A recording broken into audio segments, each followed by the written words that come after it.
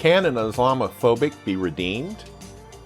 And can a non-Muslim speak about the complex relationship between progressive and Orthodox Islam with any credibility?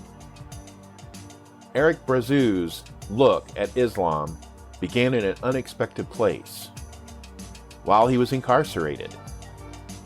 His enlightening perspectives and observations are shared in his book, Muslim Reformers versus Fundamentalists. And he is our guest today.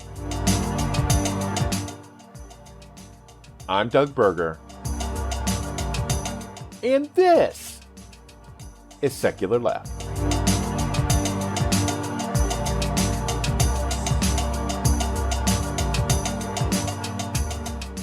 Our guest today is Eric Brazau. He's a Canadian writer who specializes in the topic of Islam and anti-Islamophobia. He is the author of Muslim Reformers versus Fundamentalists. Winner contributes to diversity, multicultural enrichment. Brazau's journey to becoming an author began while serving jail terms for such crimes as willful promotion of hate and incitement to commit genocide, which was later dropped to cause disturbance. To alleviate his boredom while he was incarcerated, he really studied the Quran, and his views on Islam began to change. His transformation was complete after he was thrown into a fountain by a mob at a Toronto mass shooting memorial in 2018. Thank you for joining us today, Eric. Glad to be here. I was intrigued by your book, and I did read not all of it, but I read most of it, a good majority of it. So you flipped through a good portion of it. Right. I mean, it's a quick read. It's like 200 pages, so I mean, it's not anything impossible to get through. And I was intrigued by this idea that you basically were an Islamophobe and doing flyers and harassing people and getting into trouble, and then you did a complete turnaround once you were incarcerated, and you've been working to get a better understanding about Islam here in the West, especially in your native Canada, or not native Canada, but you're in Canada now. And so that's why I decided to have you on as a guest, because this is a topic I think some of my listeners would like to talk about, particularly in the atheist community. There is a virulent strain of Islamophobia. And I kind of want to define what I'm talking about, Islamophobia. I don't know if it's different than what you have, but basically it's the intentional denigration of Muslims simply because they're Muslims. Not for anything. Usually we judge people by what their actions that they take and how they live their lives. We don't normally denigrate people because of their beliefs in general. And so one of the people in the atheist community that does this quite a lot is Sam Harris. He's has a podcast and gets interviewed quite often. And he'll make outlandish claims about Islam, making it into the boogeyman. In fact, he claims that Islam is worse than evangelical Christianity is here in the United States, more dangerous and something to keep a check on. So that's why I was having you on today, Eric, and I really appreciate you joining us. What exactly was your purpose in writing this book? What drove you to write this book? I noticed that many books were being written and have been written that were either pro-Islam or negative Islam. It was one or the other. And I was reading a book by Zuhdi Jasser and another book by Irshad Manji, who are two Muslim reformers. And it came to me that many people want to believe either or about Islam. Or Islam is this, or Islam is that. And I started to think, no one has actually looked and investigated what is the reality of what the vast majority of Muslims say Islam is. That's number one. And number two, if there is going to be a quote unquote Muslim reformation, the reform Muslim movement, how likely is that to actually occur? And what is the reality of that happening? Or when could it happen? And so that's what spurred me on to write the book. And I thought it interesting to put the two voices together in one place. So in the book, you have Irshad Manji, Zudi Jasser, who are leading the Muslim reform movement. And on the other side, you have what we would call fundamentalist Islam, or the Islam that most people don't particularly like. Like, it's safe to say no one likes the ISIS style of Islam or the Taliban. Everyone prefers the reform LGBTQ free speech Islam. So when you put these two Islams together, it doesn't matter which one we prefer or we would like, but the reality is Islam will affect Western civilization. And so the book looks at, well, how is Islam affecting Western civilization?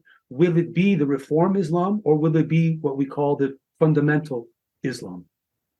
That's the book. Yeah, and I do know that I believe, not that I know, I believe that Islam is the largest religious group in the world, largest organized religion, and like we experience here in the United States with evangelical Christianity, we do have liberal and more conservative Christians, and I'm assuming that that is also the case with Islam.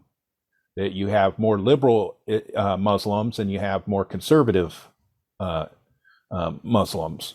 But so in the book, I don't spend a lot of time and effort looking at what Muslims believe, which is maybe odd. What I try to look at is does the leadership say Islam is? What do the schools and the madrasas teach Islam to be? Now, there may be, like when I was a practicing Christian, I still could not wrap my head around the virgin birth. That was not an essential, I said, I don't know about that, but I'm still a Christian. But I would never deny that the virgin birth is part of Christianity. That's a belief in Christianity. Similarly, not all Muslims in the secret of their own mind believe that the Quran is the actual literal word of Allah, because people realize that this book was written by men. But not many Muslims will stand up in the mosque and say, I do not believe that the Quran is the literal word of Allah, because to say that would be very problematic.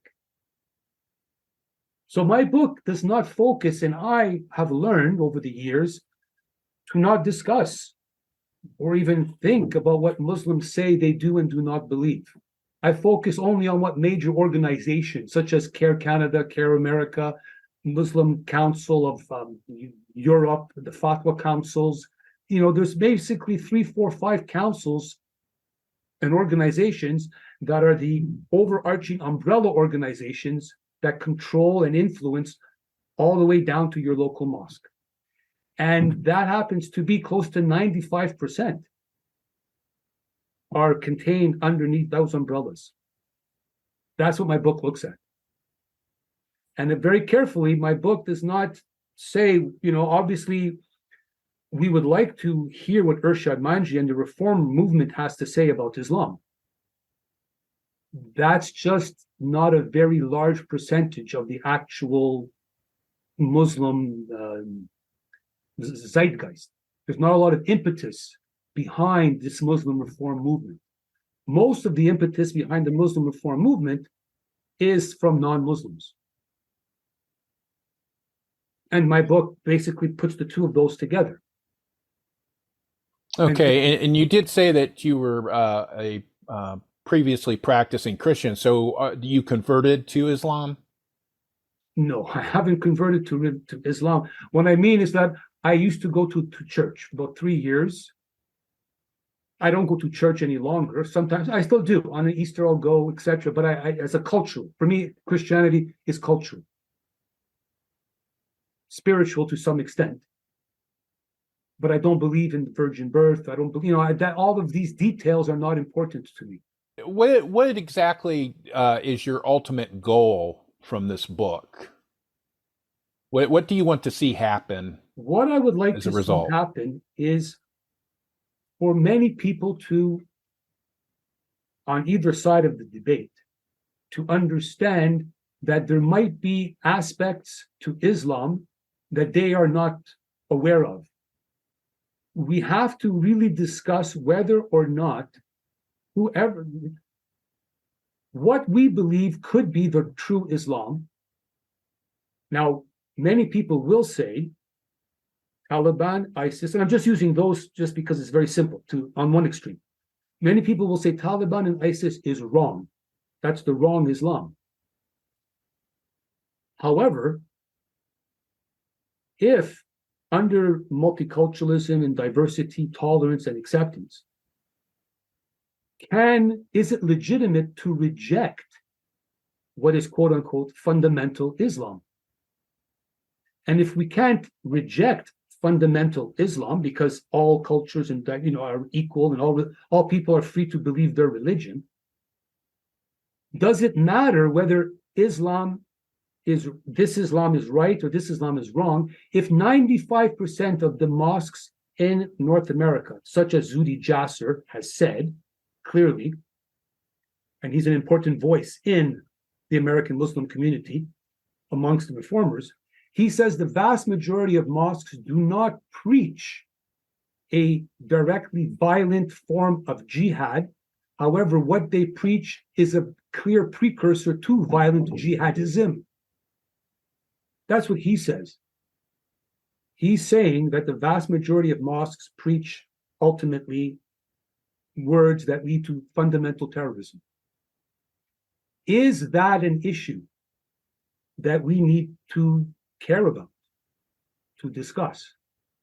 Some people will say, yes, at some point, as the Muslim community grows and the Islamic values and Muslim values become more part of our civilization, that is a good thing. But others might say, well, wait a second. Do we want our civilization to become Islamized on some level? Now, people say that the idea of Islamization is a far-flung conspiracy theory. It's never going to happen. It's very possible that it won't happen.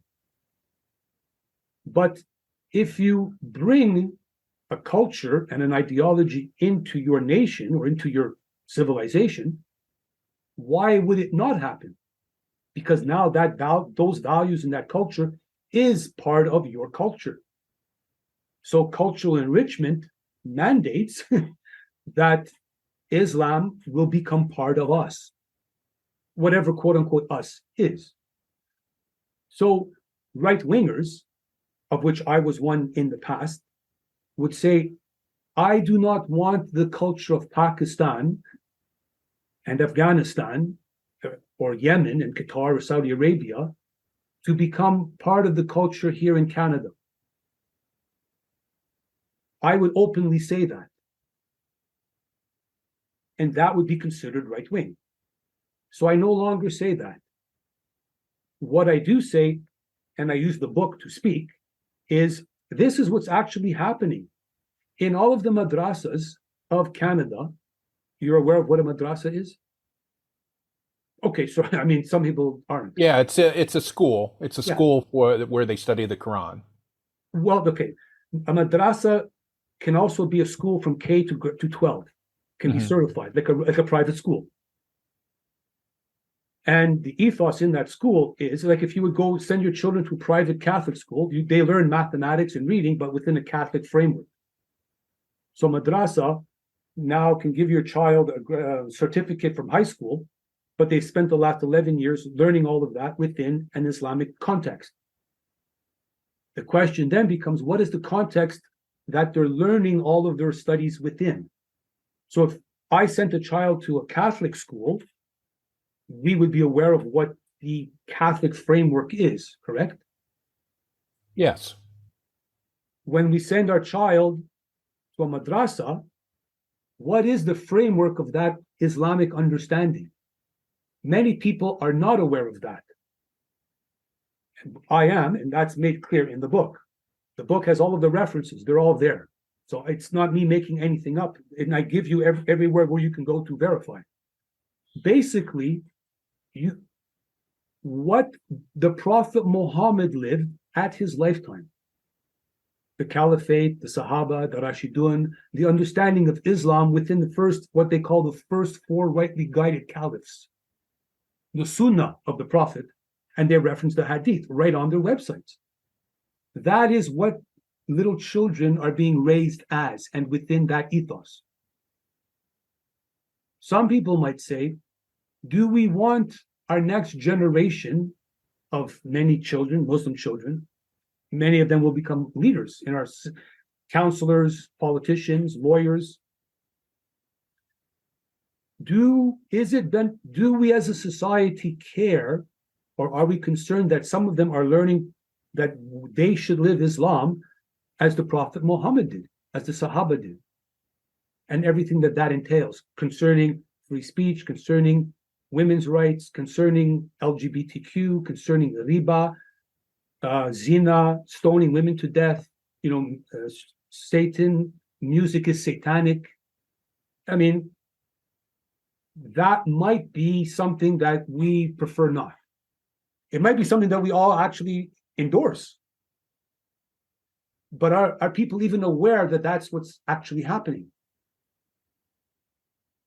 Okay. Well, so you've written this book, you've presented the reformers, and you've presented the more orthodox versions of Islam that exist in the world today, and you want to inform people. So what do you think, or is there a certain thing that you want to happen by informing people about the negative side of Islam?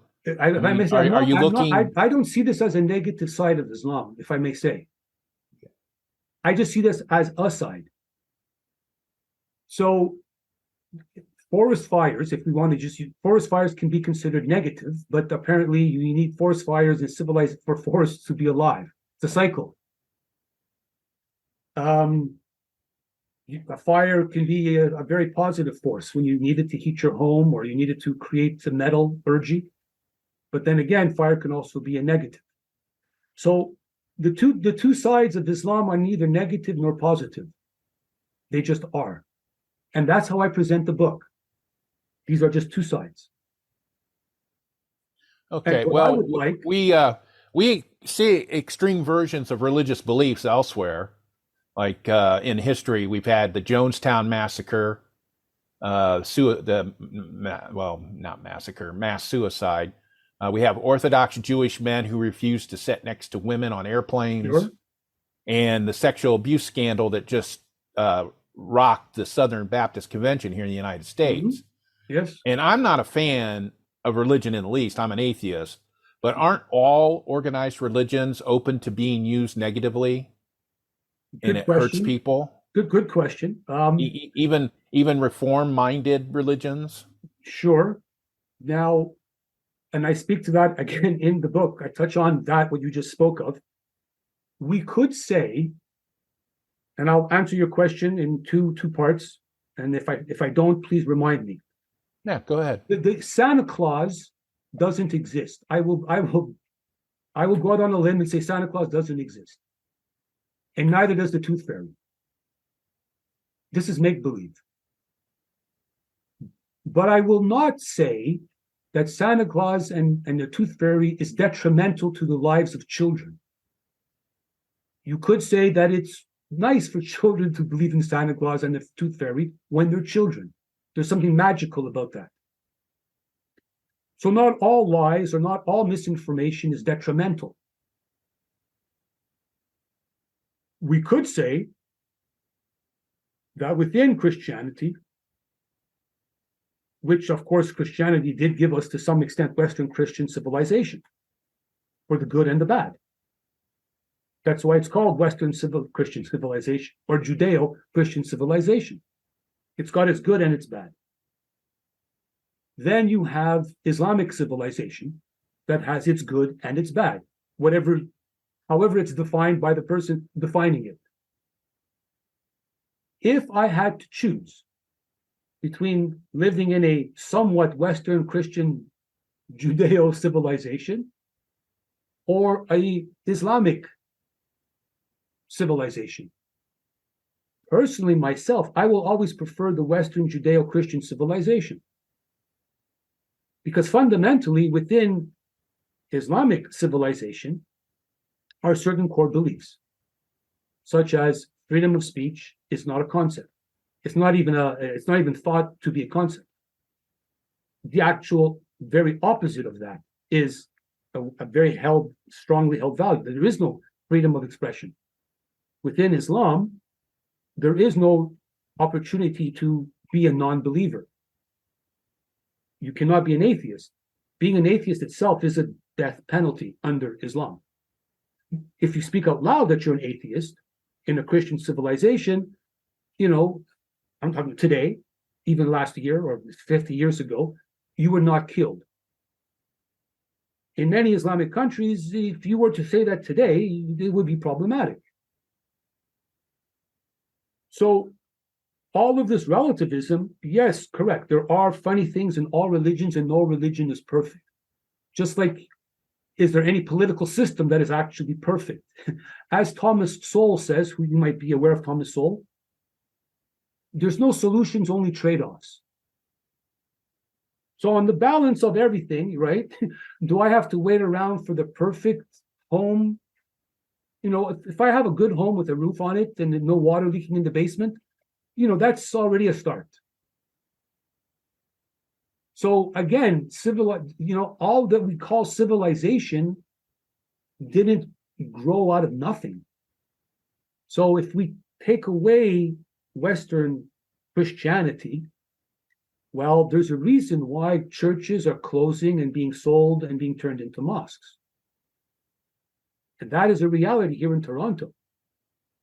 Just in my neighborhood, I can tell you within the last 10 years, within a 5-minute drive, 5, 6, 7 to 10 churches have closed, been sold, and turned into mosques with madrasas and a lot of little children. I'm not saying that's a bad thing, but it is a thing.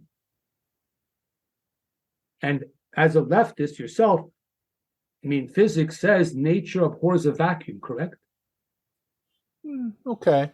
So something's going to fill the vacuum. The question just is what? Something will. And again, that's my book lays it out, very simply.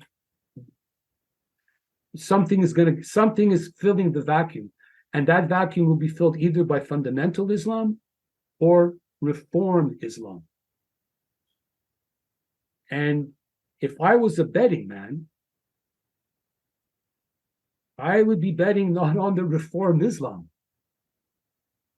The reason, I was asking you about this, about whether or not, you were just presenting both sides, is that at the start of chapter 2, you wrote, in this chapter, we will consider whether any particular Muslim is an authentic representative of Islam. Yes.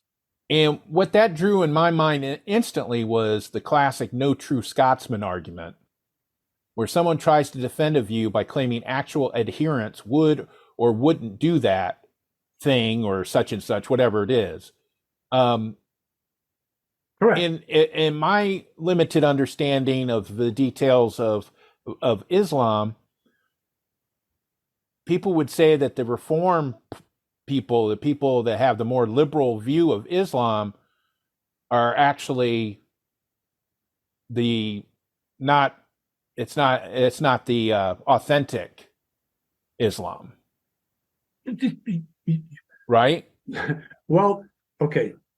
Two things which you said, and I'll read on. Okay, so when the reformer Muslims or the progressive Muslims say this is what I believe Islam is, unfortunately, they don't have a lot of doctrine to back up what they're saying. Basically, they're saying this is what I prefer Islam to be.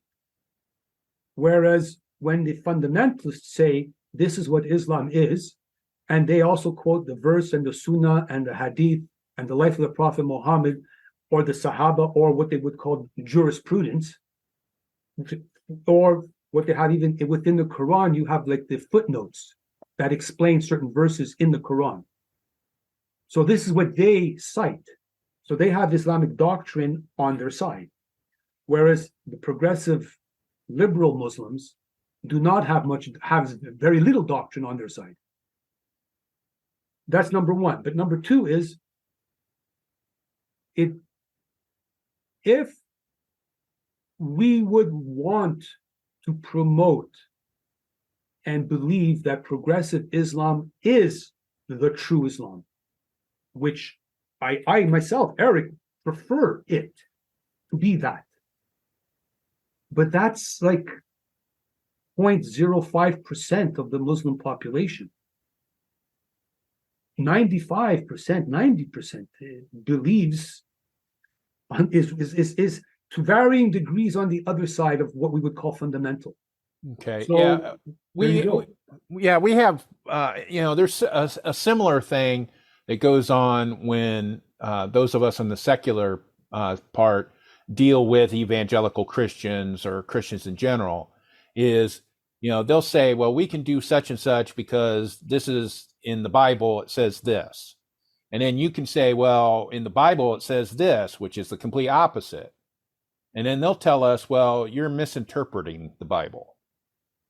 It's how we say it is, not how you say it is, because you're not a Christian. Okay. And so I think when you have a human created religion, and it's a human created holy book that's subject to interpretation, I personally think that both the Orthodox Muslims and the progressive Muslims, they both have a claim. Sure. Yeah.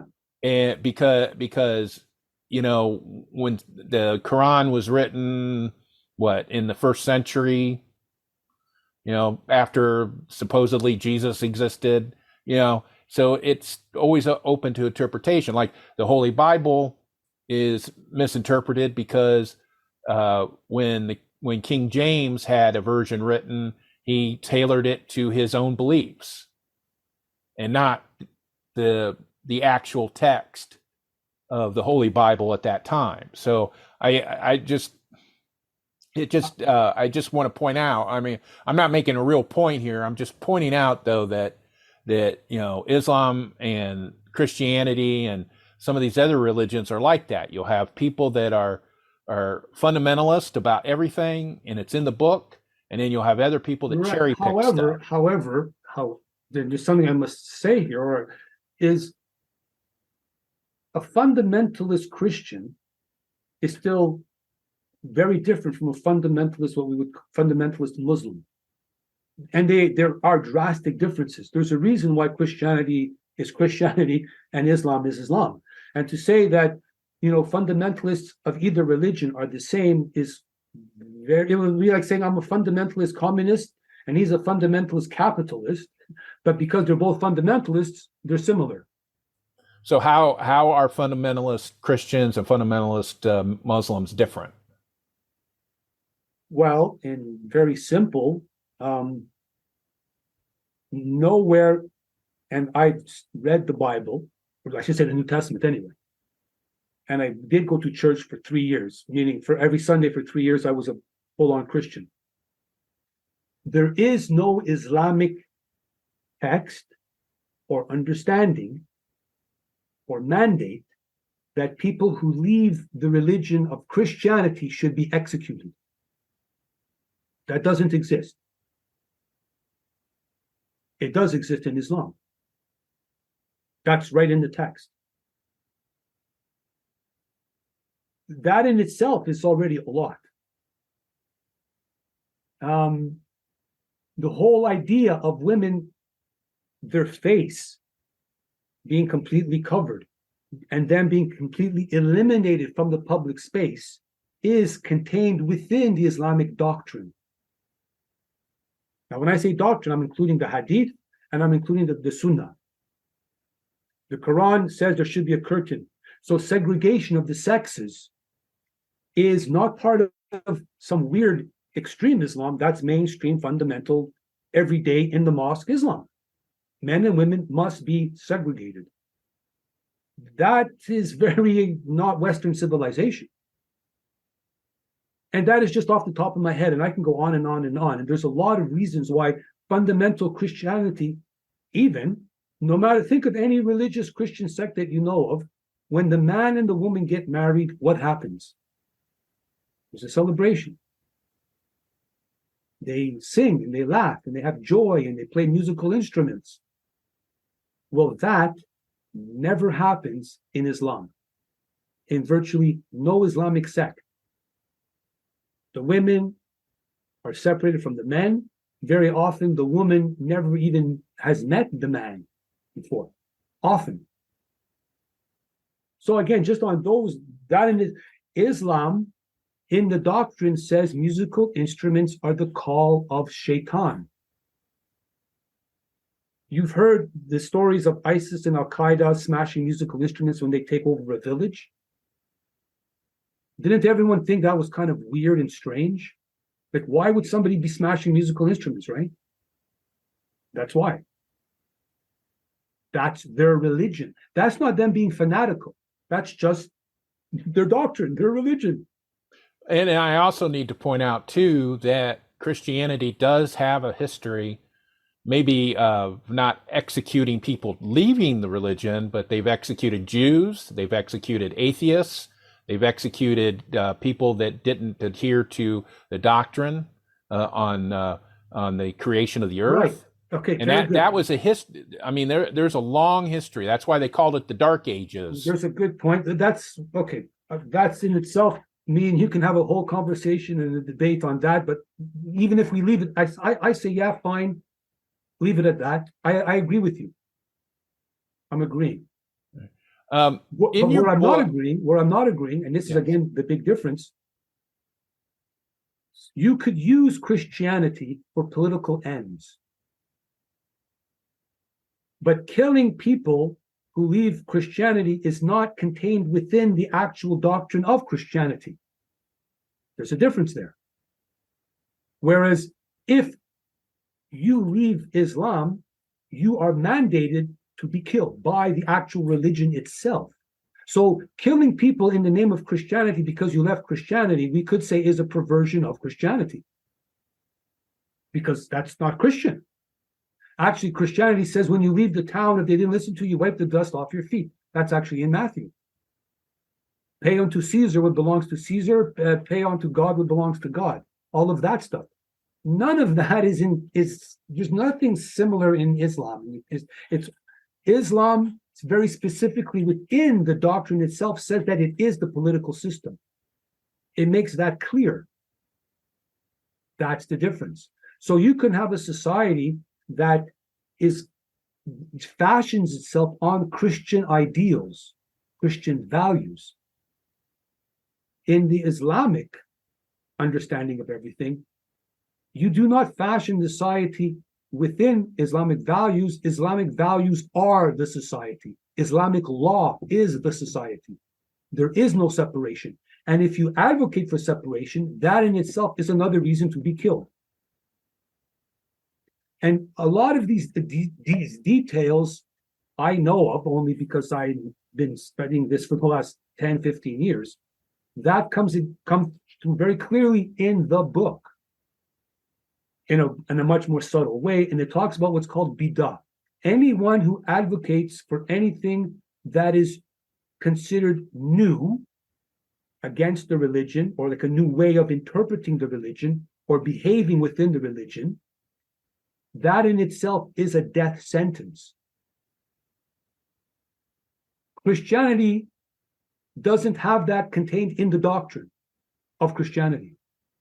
So when we talk about the Reformation, Martin Luther, he actually used Christian doctrine to support his Reformation. The fundamentalists, the traditionalists, are calling for a Reformation, and their Reformation calls for a return back to the original Islam. And they use their Islamic doctrine to support the Reformation, to the return back to the fundamental Islam.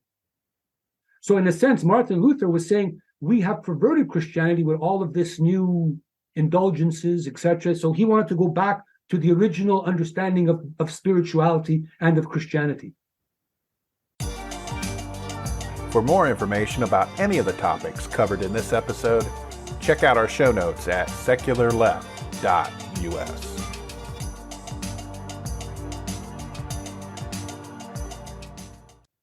In your book, you point out that in Canada, there are many laws and regulations against Islamophobia. And in fact, some of those laws were used to prosecute you and led you to be put in jail in the first place. Mm-hmm. By pointing all this out, is your intention to say that those laws and regulations are dangerous or a burden to free expression? Yes, those laws. So that's why that is why I no longer speak negatively about Islam in any of its manifestations. Because it's not, the government and the powers that be have said, if you say anything in a certain manner, you will have problems, or we will bring problems upon you.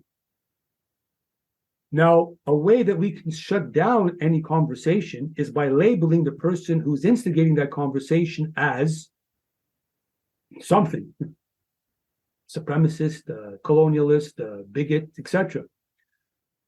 So I just don't go there any longer.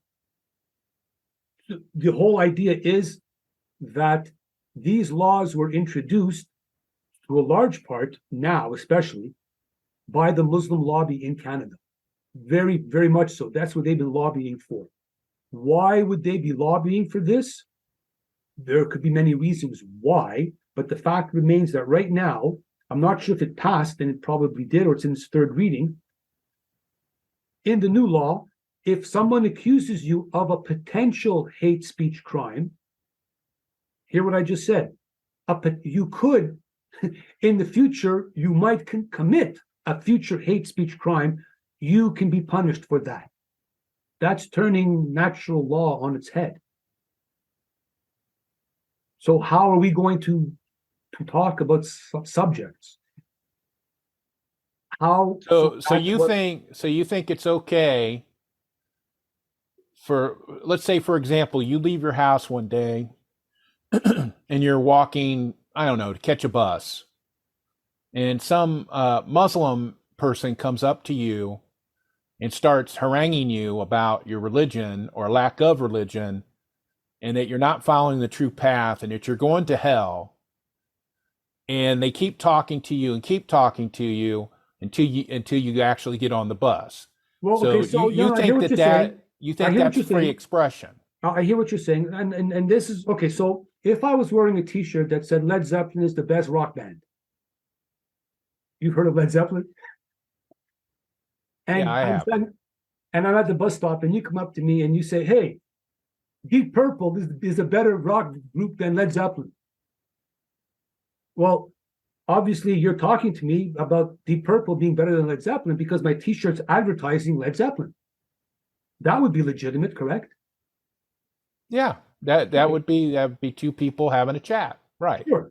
Now, if after 30 seconds or 40 seconds I said, "Look, buddy, I don't want to have this conversation anymore with you. Thank you. It's been nice, but I want to," you're supposed to respect that and just now stop the conversation. Right. There's a line. Right. There's a line. Now, even if I found you, now say you didn't stop the conversation right away because you were annoying, which sometimes people are annoying, correct? Mm-hmm. Well, that's all part of living in a society. In a society. And if I want to never be annoyed, then I should get myself a car or make enough money and become chauffeured everywhere. Other than that, I have to live in the public space. And in the past, we had a public space and people had conversations that were sometimes annoying or sometimes people didn't like, but that's why it's called the public space. Whereas today, if I was wearing a large cross that said I'm a Christian and I was walking around with my Christian cross, and you came up to me and said, "Hey, Christians are bad people and the Crusades," and then you went on your thing about Christianity and the Crusades, I would have to accept that. Because if I'm going to advertise my Christianity for everyone to see, I should be willing to accept that people have something to say about my Christianity. Now, I would agree with you in some circumstances where people have taken a comment or a social media post or something and claimed it was a hate crime and got the legal process involved. But, just like you said, there is a line. And the job in politics, when you have people that have different belief systems and different, they live their lives differently, that's the negotiation you have with the line. And if you cross the line, then that's when we venture into court cases, However, jail time. And I think that's what happened to you in one of your incidents, is you were talking to somebody and haranguing them, whether you were or not intentionally. And I think you stepped over that line. And so I'm for free expression and free speech, but it's not absolute. Well, again, I don't want to go into free speech negotiation that we have to do. You're probably right. Maybe I was haranguing, and I'm not even sure what you're discussing, but I moved on from all of that. Right. No, I agree. I'm just trying to point out, because you talk about that in your book about these laws that, as you say, was instigated by the Muslim lobby. But remember this, and this is what you might not be thinking of, that why did we not have these laws 50? We didn't have these laws 50 years ago. We did. Blasphemy laws. We had blasphemy laws. I don't know. I don't think you still do in Canada, but we did here in the United States. We also had blue laws where businesses had to shut down on Sunday so that people could go to work. Okay. So we've had similar laws. Point is this. If I smashed a window and took a watch, I would know that that's theft, and that was a crime. We seem as a society to be getting in. We're making laws not by culture and by precedent, but by like a new idea. Like, okay, let's make that a crime. It's never been a crime in the last 100 years, 500 years. It was not a crime under British law. It wasn't a crime under common law, but now we're developing laws. What if I told you that many of these laws, many lawyers cannot even understand them? Many judges are having difficulty understanding them. When these laws went to the Supreme Court, because there was a case here with LGBTQ and flyers and AIDS information and kind of complex, the Supreme Court of 9 judges or 7 judges, it's actually 7 judges. The decision came down 4 against 3 that it was hate crime, but 3 thought it wasn't a hate crime. That's superior judges at the highest level of the land. Now, if they're having difficulty understanding these laws and what they mean and what they're not supposed to mean, how are regular citizens supposed to navigate these laws? Not only that, keep in mind, one justice, it's a very famous quote now, said some truths need not be spoken. Oh, that's an interesting turn of events in law. So if some truths need not be spoken, how are we as people supposed to know what truths are not supposed to be spoken? Under what circumstances? But that's kind of like what we're getting into right here now, is kind of a quagmire that brings us away from the thesis of this book, which is a Muslim is not Islam, and Islam is not a Muslim. Therefore, we should not judge Islam and what it's doing or going to do or how it's affecting civilization based on the Muslims that we know, or the Muslims that we see, or the Muslims or the Islam that we want to prefer. Let's judge Islam, if we're going to judge Islam, that is, based on what the vast majority of Muslims believe it to be. But even more important than that, what do the vast majority of Muslim leaders and Muslim organizations, what do they say Islam is? Because Muslim leaders and organizations control 95% of all the mosques, and they preach to all of the Muslims. Therefore, they will be the ones who influence the Muslim community. So my book is based on that. So it's based on that voice, and then the voice of the Muslim reformers and the LGBTQ-friendly mosques. Now, which of these two voices will ultimately drive the Muslim community? That's all that matters. It doesn't matter which voice is right and which voice is wrong, because that's somebody making a judgment call. What matters is what is. And what is very clear. And CARE Canada or I should say CARE in the US, you are familiar with CARE? Yes. Muslim Brotherhood, CARE. That is a big voice within the Islamic community in the world, especially in the West. And the big voice that represents any number of Muslims is not the reformers, unfortunately. They are very, very small. So okay. All right. I'm sorry, I don't mean to cut you off. Please cut me off. Kind of need to start wrapping things up today. Sure. And as we do so, what I do is I like to give everybody an opportunity at the end to either briefly restate a major point that you want us to take away from this. And also, if you want to promote your book, let us know where we can get it, that sort of thing. So go ahead and do that. Amazon.com. I have two books, one called Learning Islam, and the other, which is the one we're talking about, the Muslim Reformers versus Fundamentalists. You can go to my blog, ericbrazau.com, where I discuss many issues, of course, issues regarding Islam and here in Canada. The fundamental message, which I said earlier, is the reality of Islam is what the vast majority of Muslim leaders say Islam is. And that is the voice that will end up influencing our Western civilization. You might like it, you might not like it, but at least we should be aware of what's really happening regarding Islam, because Islam is growing exponentially. I think you will agree, will you not? Oh, sure. Yeah. Because apparently Islam is only 1.5% of the American population. And look at the voice that's Islam in North America. It's very powerful. And that's 1.5% of the population. That's not 10%. That's not 5%. And a lot of laws and values are being turned on their head.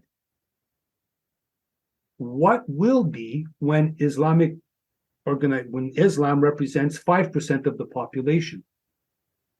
What's most likely to be? Right? Momentum. Momentum means a lot. That's it. All right. Brazau.com. Go to Amazon. Get the book. All right. Thank you very much. And I really appreciate you were with us today. And it was a very lively discussion, and I do appreciate it. Thank you. And you asked some very good questions. Good day.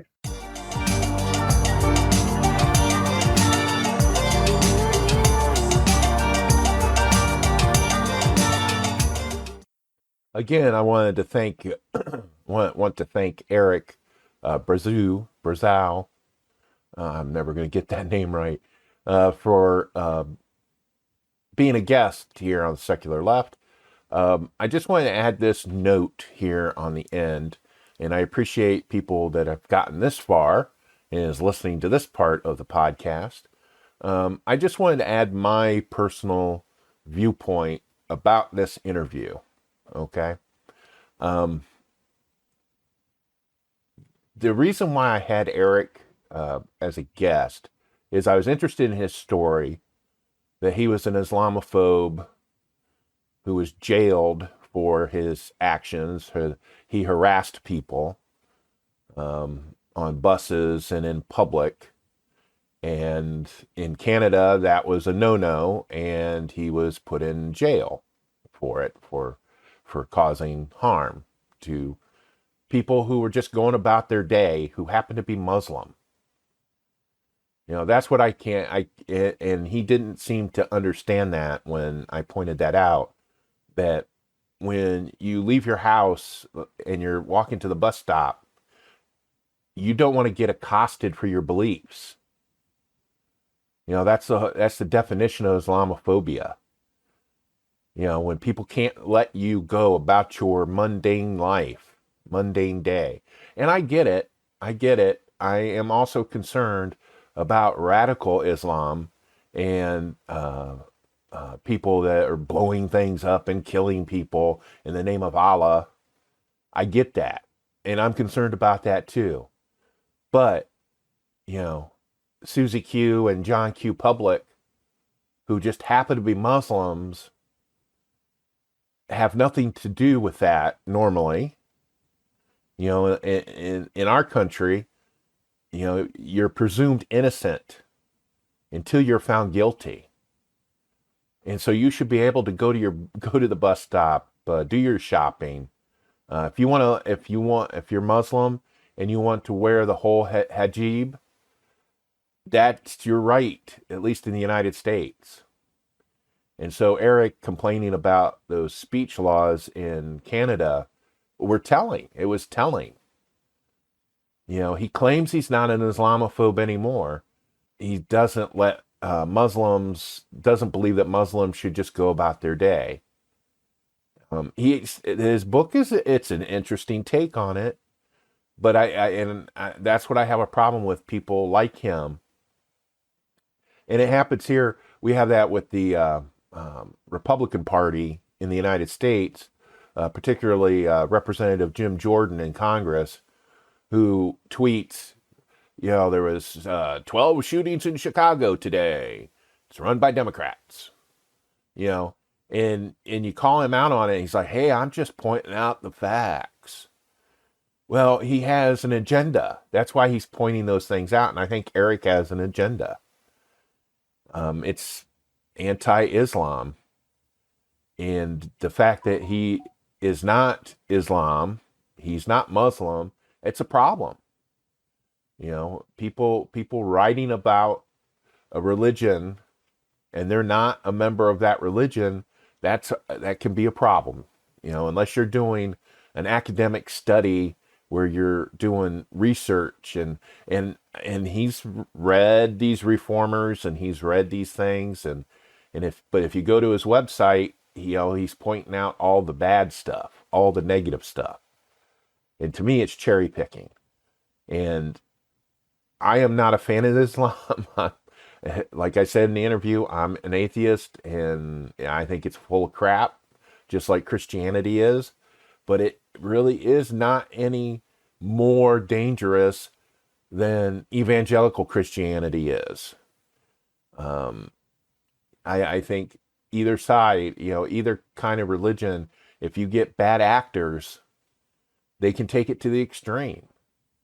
And I think that we should prosecute the bad actions. We should try to prevent the bad actions, but not at the expense of common everyday people going about their business who happen to be a certain religion. And to me, that is where Eric is wrong. It's like, okay, and I get it. And this is the question I ask with many political actions. I was like, okay, you've pointed out the bad stuff. Now what? what is the point? It's just, what is the point? If you're pointing all this out, well, this guy blew up this thing and da, da, da, da, da. It's like, okay, you've pointed out the bad stuff. Now what are we going to do about it? So it was interesting. It was an interesting interview, and and he's taking advantage of the marketplace by self-publishing his book, and it's available where you can get these types of books at. I'm just not a fan of it. I'm not a fan of his take on it. And I just thought it was interesting to talk to him simply because he's had experience being in prison for being a dick, essentially. And I don't think that he's got new stripes. I think he's still a dick about Islam, and he just he dresses it up. He's wearing a disguise. But I don't think he is not an Islamophobe. I think he still is. He's just straddling that delicate line. So if you want to check it out, check it out. I don't recommend it, but I can't tell you not to do it. Thank you for listening to this episode. You can check out more information, including links to sources used, in our show notes on our website at secularleft.us. Secular Left is hosted, written, and produced by Doug Berger, and he is solely responsible for the content. Send us your comments, either using the contact form on the website or by sending us a note at comments@secularleft.us. Our theme music is Dank and Nasty, composed using Amplify Studio. See you next time.